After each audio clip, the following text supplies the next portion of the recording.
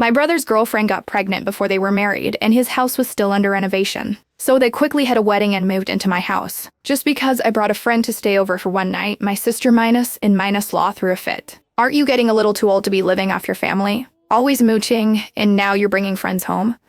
Are you planning to live here forever? I immediately threw her luggage out the door and shot back. Who do you think you're talking to? My name is the one on the deed. If you don't like it, you can get out. My parents had bought both me and my brother a house early on. My brother's house was being remodeled to fit Verity's tastes, but before it was finished, Verity suddenly found out she was pregnant. For the sake of the baby's health, they moved into my house instead. Dax treated her like royalty, taking care of every little thing, doing laundry, cooking, giving her back rubs after work. Verity's guest suite didn't have a private bathroom, so she asked if we could switch rooms. Since she was pregnant, I agreed. Then, a bit embarrassed, Dax came to me and asked, "Can we replace the plants in your botanical collection with roses?" Because she was pregnant, Dax did anything to make her happy. I didn't want to make things difficult for him, so I agreed and replaced the plants I had cared for over 3 years with roses for Verity. But today, my college friend Ariadne was in Somerville for business, and we made plans for dinner. We reminisced over a seafood boil and had a bit too much to drink. I figured it would be safer for her to stay at my place instead of going back to her hotel alone. We got home around midnight, doing our best to be quiet so as not to disturb Dax and Verity. After a quick wash, we went straight to bed.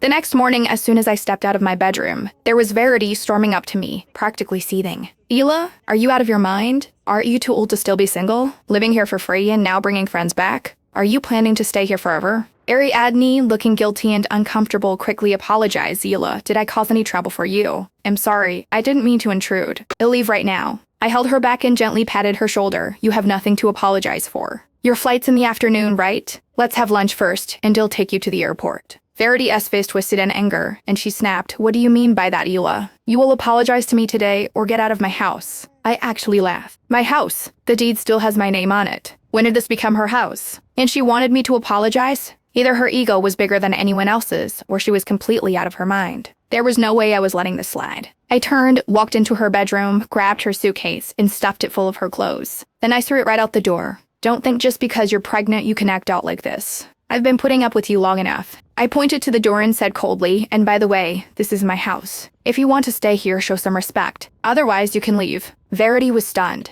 She just stared at me, then laughed mockingly. "You're throwing me out? I'm carrying the Montgomery family as future grandchild. Everything your family owns will be Dax's one day. You're just an outsider. All I have to do is say the word, and you'll be kicked to the curb." I couldn't believe she had the nerve to say something so outdated in this day and age. Was I hearing this right? I smiled and said, "Go ahead and try. Let's see who really runs this household."